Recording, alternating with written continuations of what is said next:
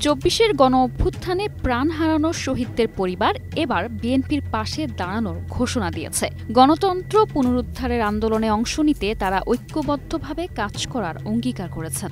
শনিবার সন্ধ্যায় গুলশানে বিএনপি চেয়ারপারসনের কার্যালয়ে দলটির ভারপ্রাপ্ত চেয়ারম্যান তারেক রহমানের সঙ্গে ভার্চুয়ালি সাক্ষাৎকালে তারা এ প্রতিশ্রুতি জানান। অনুষ্ঠিত এই ভার্চুয়াল সাক্ষাৎ অনুষ্ঠানে শহীদ ওয়াসিমের বাবা শফি আলম, শহীদ মাহমুদুর রহমানের বোন জুলাই ঘোষণাপত্র পাঠকারী সাবরিনা আফরোজ সেবন্তী, শহীদ মাহমুদুর রহমান সৈকতের বাবা মাহবুবুর রহমান, শহীদ ফয়সাল আহমেদ শান্তর বাবা মোহাম্মদ জাকির হোসেন এবং ২৪ জুলাই গণ আন্দোলনে আহত মোহাম্মদ ফারহান জামিল উপস্থিত ছিলেন।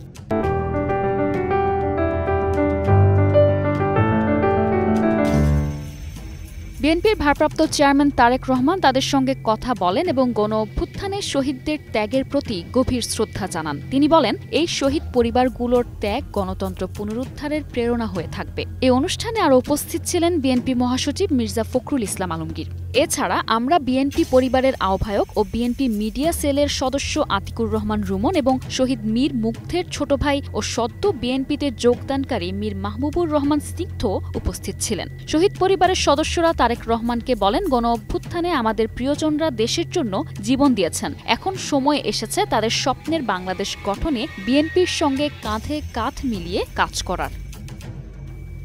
News desk, ২১ television.